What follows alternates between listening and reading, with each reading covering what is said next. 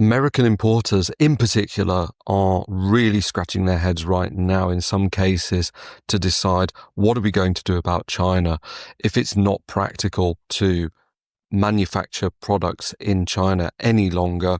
Where do we go? Where can we go? Well, one of the possible destinations is India. Everybody knows that India has a huge workforce, as does China. It's a large country, same as China. It also has lower manufacturing costs than the West, the same as China. But is it a credible alternative? Well, that's what Renaud and I are going to be discussing today. Renaud's just been to India, so he can give some insights from what it's really like on the ground, in particular for sourcing PCBAs, which are critical for electronic products in the south of India. And then we'll talk more widely about the political situation and why the US-China trade war is perhaps going to be beneficial for India as a manufacturing partner. Okay then, let's get into it. You're listening to China Manufacturing Decoded from the Sofeast Group.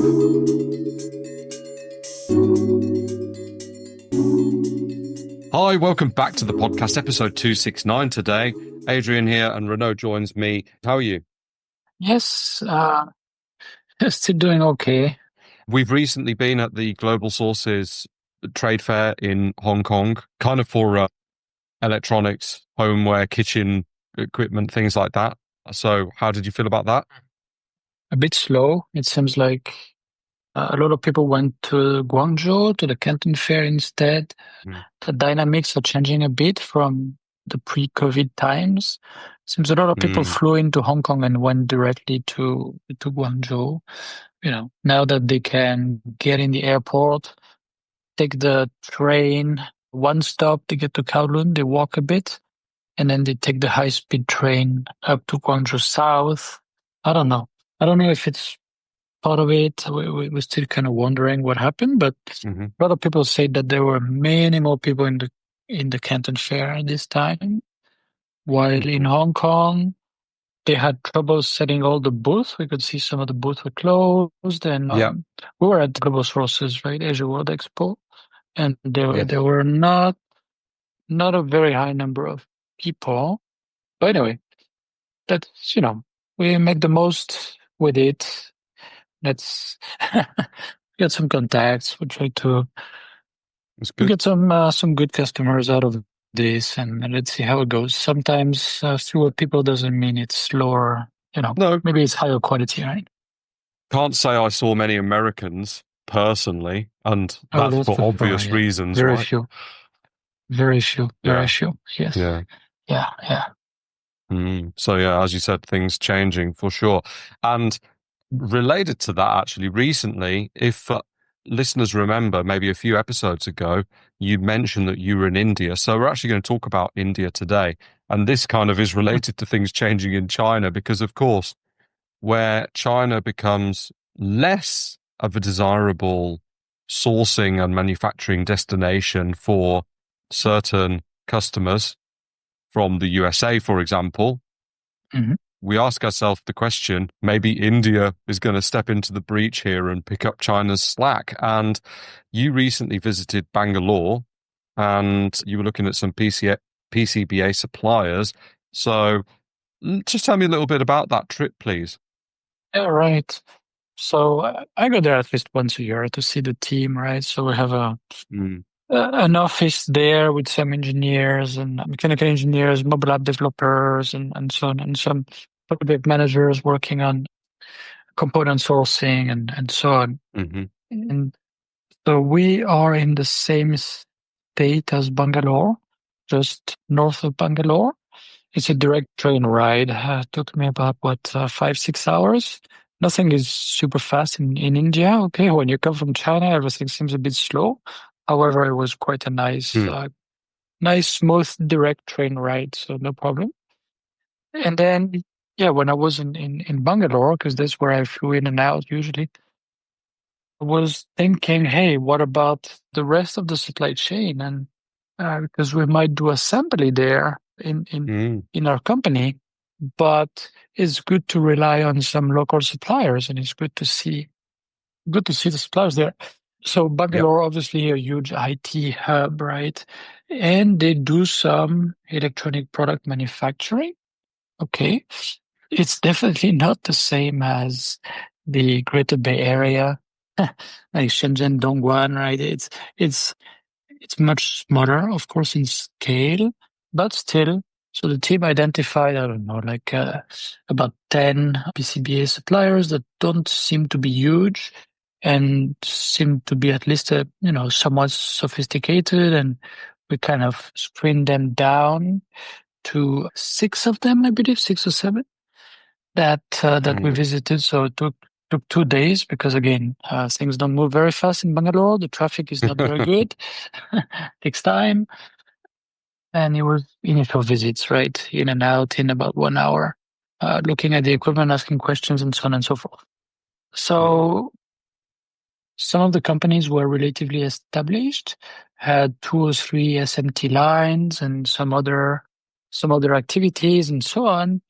And some of them were smaller. One had been started just 9 months ago, started operations 9 months Mm. ago, but already had a nice new equipment with all the important steps in the SMT process, right? So these were people who don't understand. Yeah, we talk about PCB assembly here. So every electronic product has a printed circuit board, right? And the printed circuit boards has usually a microcontroller, a microprocessor. That's kind of the brain. Gets loaded often with embedded software, sorry, that we call firmware. And then it's typical that there will be a number of electronic components on the board, okay, to help it do what it has to do. And then Yep. this is kind of linked to the other, let's say, modules of the product, right? The buttons, the LEDs that need to light up, and all these kind of things. Okay, so that's the brains of the product. That's what controls the electronic products, right? And as we work a lot on electronics, that's a very, very critical kind of module in the product. So Oh yeah. back to back to the PCBA suppliers. So again, quite different from Shenzhen, Dongguan, where you go there and you can expect to see facilities with 3, 5, 10 SMT lines or even more, and a lot of space and some nice fancy clean rooms, and you go in through the air shower and all these kind of things. Well, because we went to one of these, like, I don't know, last week actually in Dongguan, right? Yeah. Yeah. and, We and made a great video. Right. And a lot of fancy equipment and so on. And in India, they are much, much more, let's say, what's the exact word? Capital efficient, right? They will try to do a lot more manual work, like manual Mm. inspection here, typically. Whereas in China, they would just buy extra equipment to do the automated optical inspection and things like that. And, Yep. and, it would be more automated. The boards would go it would all be integrated, let's say, right? Linked. So the material would be in a loader and then it goes into solder paste printer, solder paste inspection, boom, boom, boom, directly into the pick and place machine or machine.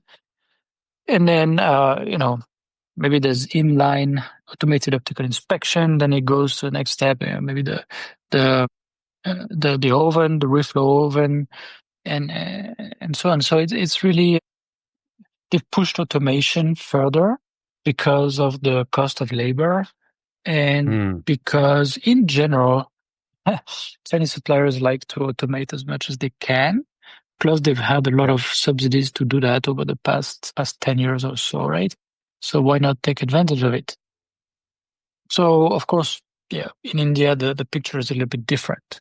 One thing that was really different is that in, let's say, Shenzhen, Dongguan, in that area, you will find that most of the SMT shops, most of the PCBA companies will be doing a lot of general purpose kind of work, consumer goods, industrial goods, but uh, seldom anything related to defense, right? Mm. Military. No, that you will seldom see that.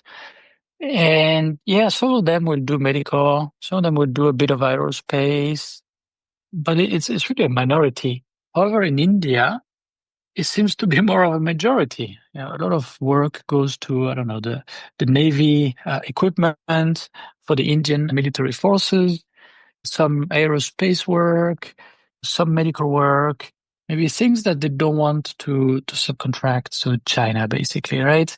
Anything that it makes sense to make locally, even if it's more expensive. So there's still a lot of that, and it's still the majority of the work. Having said that, it is possible to find PCBA suppliers that are more general purpose and happy to work on like consumer goods and some B2B products. Do, But do it's still you workable, of course.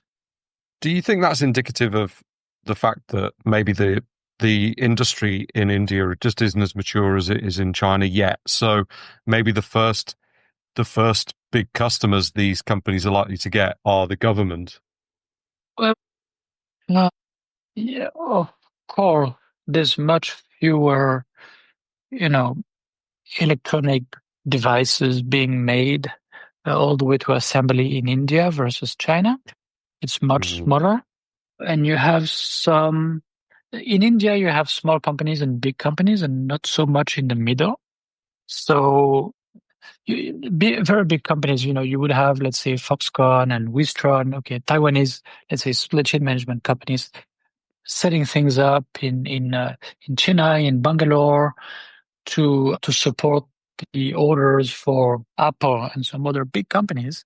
All right, that's a different world, right? We don't pretend to work in that world. We're not going to knock on the door of Foxconn or Wistron and say, hey, for a few thousand pieces, would you do a run for us? Like, forget it, right? right. So No. we went to, let's say, yeah, the world that we belong in. Okay, companies with a few, well, let's say 1 to 3 SMT lines, and some of them do DIP, like do through-hole components, automatic assembly, a lot of manual assembly as well. Okay, that's what we went to see. So yeah, of course, for these companies, the local government is a big source of orders. Yeah, that makes sense. Mm, So okay. yeah, apart from that, okay, and that actually leads to some interesting observations. Is that when you work on aerospace parts, the customer will often request solder paste that includes lead, right? The heavy metal that is very detrimental to health, human health. But for them, it's all about performance. This is not a consumer product that, people will hold in their hands. It's something that really has to perform in very specific conditions. So that makes sense. And Right. in some countries, yeah, like, even a lot of products in a lot of markets, including India, do not have restrictions like ROS. So there's a lot of products with Mm, soda paste that include lead. Okay.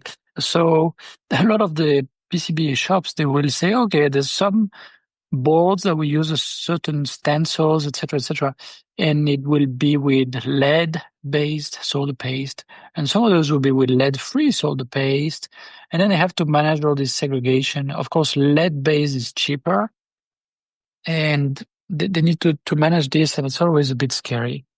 Thinking about mm, that, thinking of the possibility that would definitely be on the process FMEA. I mean, the possibility that there's some contamination of lead-based solder paste and it ends up on the product, and then somebody gets a XRF gun, or does whatever, kind of chemical testing and say, oh, on some lead here, it's above the limit.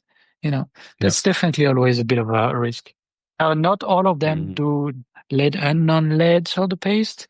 One of them say, no, we are only lead-free solder paste. So that was great.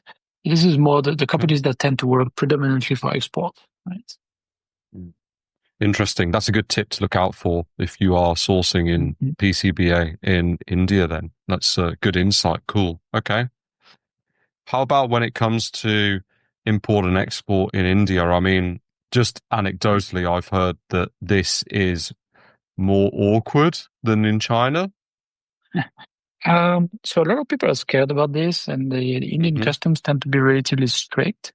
They need to see the exact name, the exact part number, etc. If there's one tiny little difference, that would be a problem and slow things down and result in fines, etc. But people that are used to going through that process properly, they really, yeah, they told us, oh, we get the parts, 2, 3 days out of customs, no problem, regularly, something that can be counted on. And then when they import, they have to pay duties on certain things, certain types of components, on bare boards also. However, when they re-export, if it's production for export, they can get it back, right? So they have there's a certain scheme of the Indian Customs Administration. You record, you deposit money, etc., and then you're in the system. They can trust you to a certain extent, and you manage the import and export and get all the taxes reimbursed. Basically, that's what I heard repeatedly. So that was good.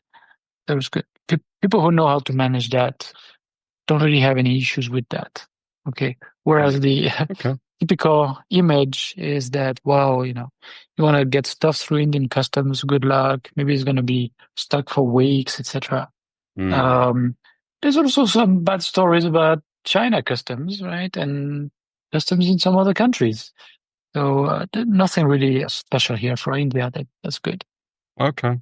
So overall, your feeling about Bangalore for anybody that's, I mean, I'm guessing some of our American listeners' ears perhaps are pricking up Mm, at this topic because India is certainly going to be of interest in comparison to China. So overall mm. impressions?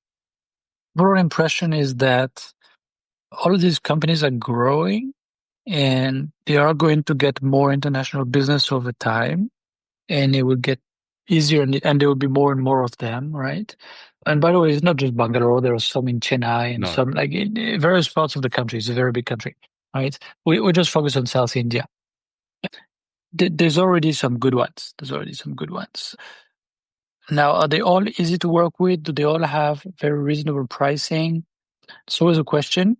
However, they tend to be relatively flexible. You can consign, basically get all the components to them, and then they will just charge for the work. So it's much easier to control also, to know exactly with transparency how much they're charging. Overall, that I'm positive about that. I'm positive. Interesting. Okay, good. So if you are interested to learn more about this or you've got any questions for us, just contact us. Go to sofeast.com and drop us a message if you have questions about India. And, perhaps we can give you a bit more info about your situation, right?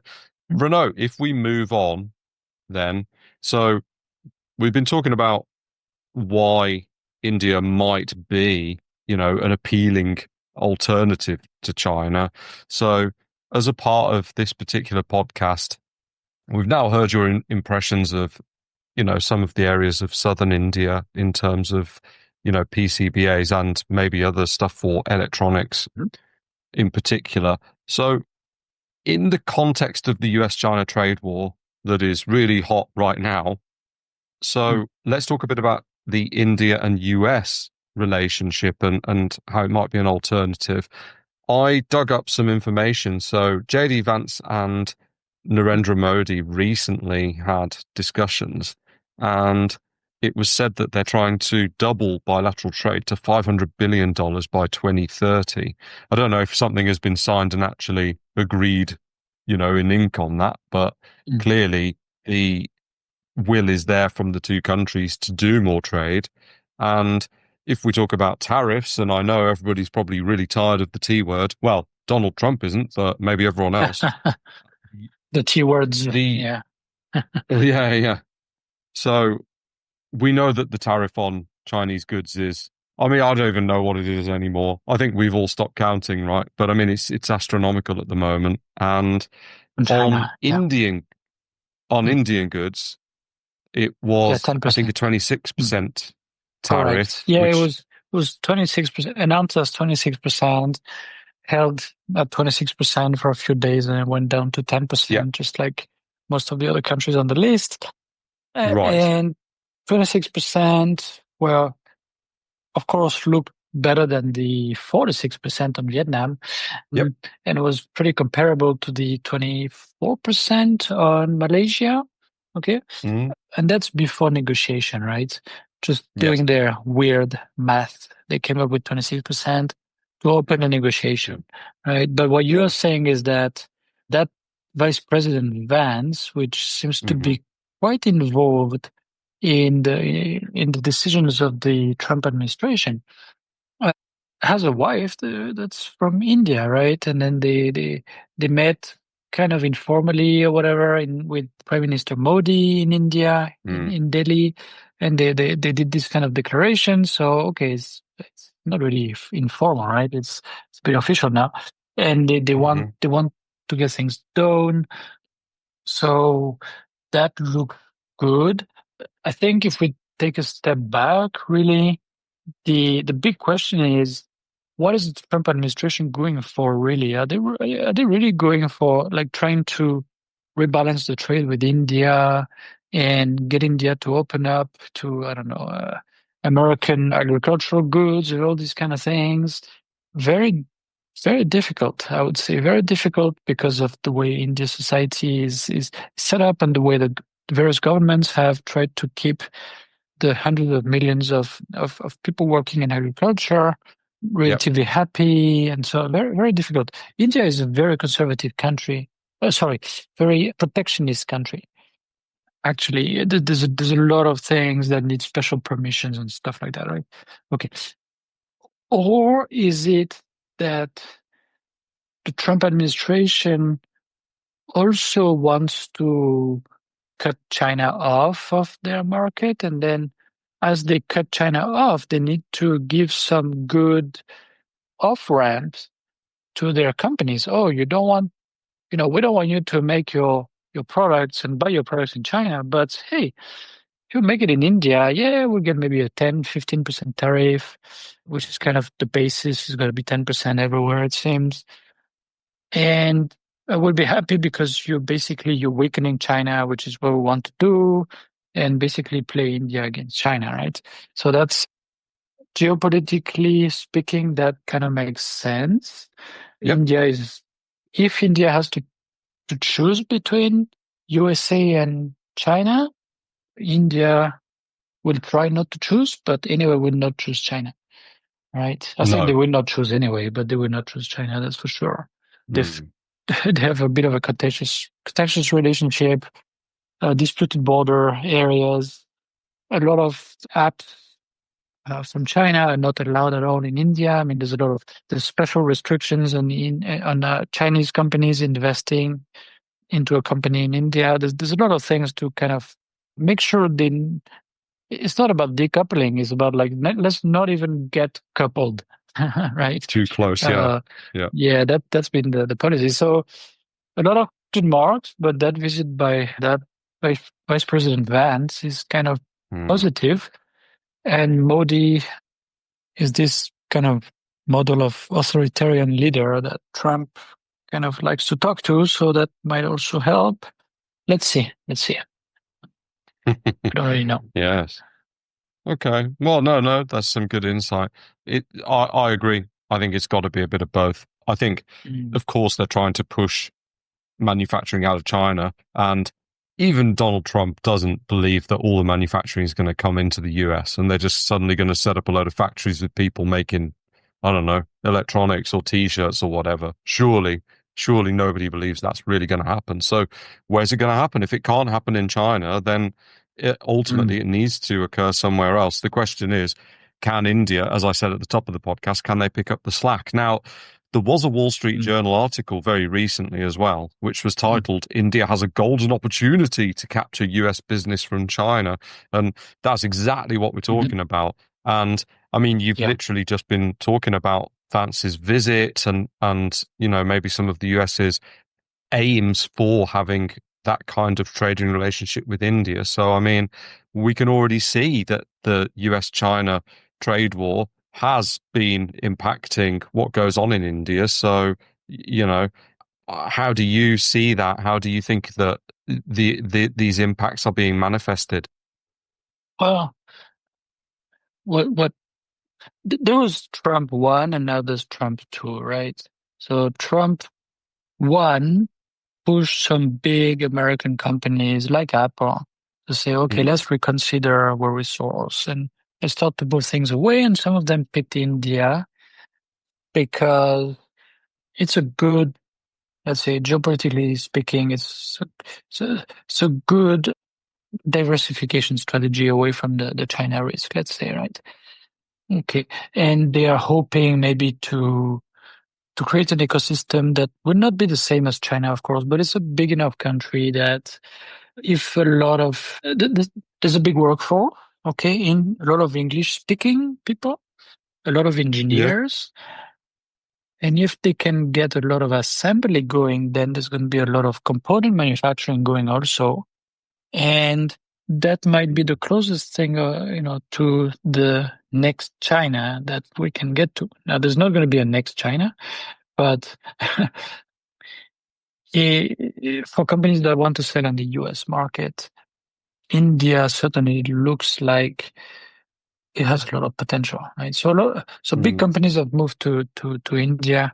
And then your question was about the implications of all the like the trade war and things like that. I think there's a lot of Yes. interest for anything out of China, basically, right? Mm. So a lot of Mm. people are looking at the close countries like Vietnam, but at the same time they know that Vietnam might not end up having just a 10% tariff, right? Maybe it's going to be Right. 20, 25%. We don't really know. We know that they're coming to Washington very humble. Okay, what can we do, right? But is it going to be enough? No, nobody has an idea about that, right? Well, So, while those trucks and trains keep crossing the border with full of Chinese components and yeah, right. don't, let's not imagine that the Americans don't know that that happens. It's not a secret, right? Really. Exactly. So it's all very well saying it's made in Vietnam, but we all know that they're not making all of those materials and components there. So does the Trump Exactly. administration just let that go? I'm not so sure. Yeah, there's a risk. Yeah, all the what some people call the connector economies, meaning that they buy a lot from China, they reprocess a little bit, and then they sell into the US market. So basically, they are connecting the China-made components with the US market. There's a risk, and the Trump administration has been looking into that. The Secretary of Treasury, I forget his name, Besant or something, has been Mm. wanting to do something about that for some time. So let's see. Let's see. Mm. Again, things change every day, Okay. so let's not comment Okay. too much. No, no, of course. So you've been to India a number of times recently, and you've seen some of the positives. In terms of challenges, I mean, what do you think lies in the way of India becoming a global manufacturing hub? So, as you know, India was very close to the USSR for a long time, and they have a lot of these kind of uh, negative sides of communist countries, even though it was not a communist regime per se. But you see a lot of bureaucratic hurdles, complex labor laws. I mean, it's everything is slower. Takes some time to set up the company, and then it takes some time to set up maybe the bank account if not everything lines up perfectly, and so on and so forth. However, if you have the right person on site, things keep moving and things get done, right? So Mm. when you compare that to some other countries, you think, well, it's much easier, in, I don't know, in Malaysia or, yeah, Mm, of course, it's easier. Also, you find some companies that have a lot of years of experience actually running their businesses with manufacturing for export. Whereas in India, you're going to have to set things up more from the ground up. Okay. So Mm. that's why we see India as a good long-term play that we need to keep executing on over the mid to Mm. long term, right? Is it the full solution to transfer all of the manufacturing that our customers are doing in China for the US market? No, no, because it would take a long time to transfer all of that and to grow the manufacturing activity for that. It is part of the answer, not the full answer. right? And Mm. it's a good answer for certain kinds of products, maybe not a great answer to some other kinds of products. Things that really necessitate some very intricate manufacturing might find it a bit difficult to get it all done in India, right? Yeah. So, Yeah, I think the speed of things, I mean, India compared even to its local neighbors has developed as a sort of manufacturing base more slowly. You know, if we compare it to Bangladesh, and I mean, you were talking about Bangladesh last week with mm, Thierry, right? But mm, al- although Bangladesh is of course, you know, quite a poor country, mm. it's already became, you know, a textiles powerhouse, right? They built an economy there. Yeah, I'm not so sure I would be so positive about Bangladesh. So it's cotton shoe, like Uh-huh. garment, right? It's that kind of work. They don't actually make the textile. Everything, nearly all the fabric and all the accessories and packaging and everything comes from China. So Uh, and they, yeah. they do the low value added work, right? And Hmm. they are kept in that low value added work. And the wages are pretty low, and I'm Mm. not sure.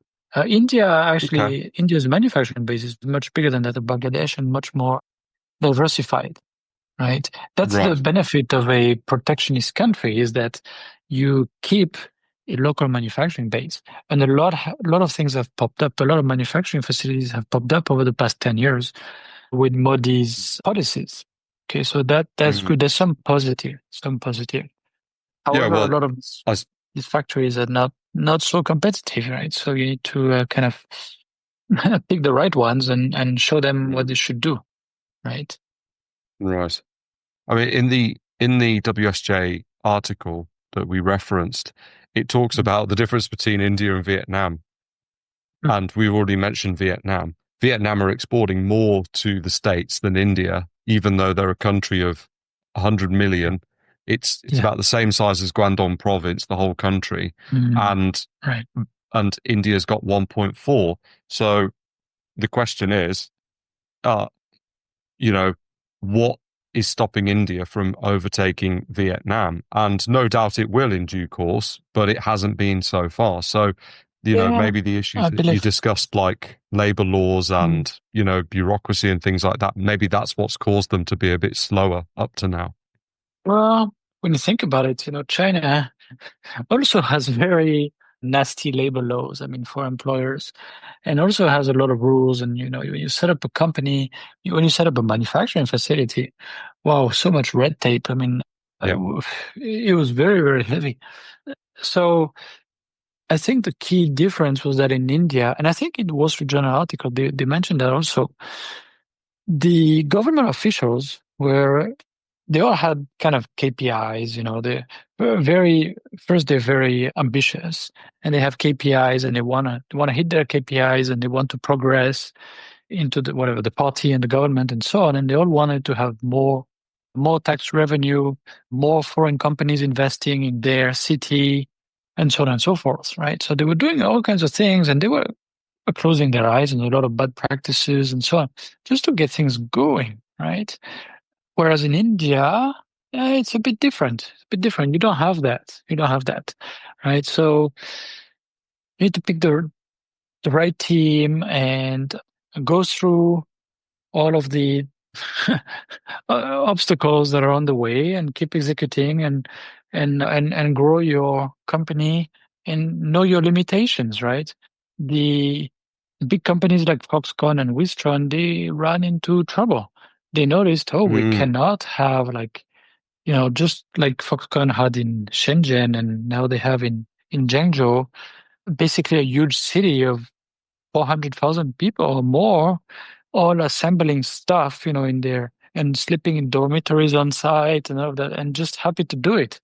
No, Yep. you you don't really have that in India. People No. will tend to protest a bit, Where in China, as long as you pay them correctly and you don't abuse them, but you can still put a lot of pressure on them and so on. But as long as they make money, it's okay. Like they're not going to say, "Oh, let's unionize, let's protest, let's demonstrate." let's burn a few buildings. Not going to happen in China, right? Right. Um, but in India, well, they have their own ideas about how things should run, and Yeah. if these Taiwanese come and try to do the same things as in China, they're going to have some surprises, right? So you need to adapt. You need to Well, they adapt. did. It happened in India, didn't they? Didn't they riot and Oh smash up yeah, yeah. the facility and everything? No, Smash Up, not too bad, but yeah, Wistron, Okay. big Taiwanese company, get into trouble in Bangalore. Yeah.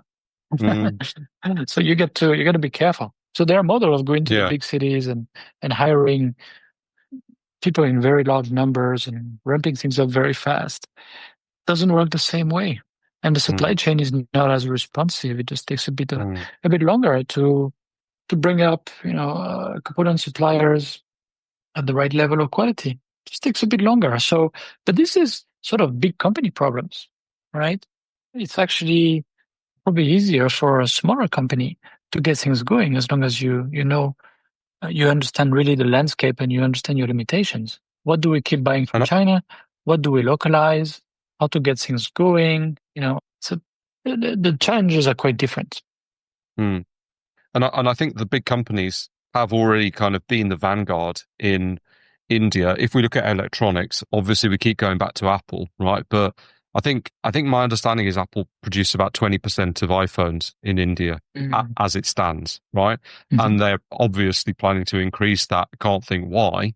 And Foxconn or maybe some of the other big Taiwanese manufacturers are already in the process of opening more factories. But one thing I found quite interesting was that now the wider supply chain of smaller, suppliers and manufacturers have actually started operating in India that support the Apples of this world. So, for example, I think the makers of Gorilla Glass, I think they said, they've started producing in India now. So that's Oh. one instance where if you're producing your products in India, you can potentially go to those glass producers and do business in India, and you're not involving China whatsoever. And that's quite interesting because maybe several years ago that wouldn't have been possible. Yeah, so let's say, so in this place is Corning, right? I believe it's Yes, a US based company. Well, for the first few years, they would just be very busy serving the Apple orders, but then sure. after that, they might be going for smaller orders and widening their catalog on site of what they can do and so on and so forth. So Yeah. that is very promising, and also that means that a number of engineers will be trained to this kind of work, and they will go work in other companies, and basically this will feed the local ecosystem. So it's quite positive for India. Yeah. Okay, great. Right, let's wrap it up then, Renault. So, I mean, we this podcast has really been about, well, first of all, your insights into Bangalore, which were it's really cool to get somebody that's been on the ground there and can, kind of tell it like it is. And then also about the opportunities and challenges for India moving forward. So, an obvious opportunity is that the US, for exactly how, will become more clear as time passes, but they want to have more of a partnership and more of an onus on the US-India trade, right? So as a US importer or manufacturer looking to India, perhaps becomes quite relevant these days, especially if the Well, government is behind that. yeah. Plus, the European Union and some other places are thinking, hey, the USA are not a very reliable trade partner, so let's try to get Mm, closer to some other countries. The EU is in talks with India to to sign a free trade agreement, right? interesting. And with some other areas as well. Mm, But I mean, India is kind of friend with everybody except maybe a few countries that are that they share a border with. But apart from yeah, that, they are neutral. They don't want to be caught in any conflict. They, they just want to take care of themselves and their population, and it's already a big job. And they don't want to, yeah, they don't want to have enemies. And long term, I think that's a good place to be based on for manufacturing. I agree. I completely agree. So on that positive note, let's wrap it up. And yeah, any questions about India, do get in touch. We've mentioned some articles and videos today, so I will leave links to those in the show notes so you can read up a little bit more about what's going on in India at the moment. And we'll be back next week for episode 270. Thank you. Thanks again for listening to this podcast brought to you by the Sofeast Group. We're on a mission to provide you with everything you need to manufacture effectively in Asia, including inspections, auditing, new product development support, contract manufacturing, 3PL warehousing and fulfillment, and much, much more across Asia's key manufacturing areas. Visit us at sofeast.com, that's SOFEAST.com, to learn more and get help. If you've enjoyed the podcast today, please do rate, review and share because it will really help others discover us too.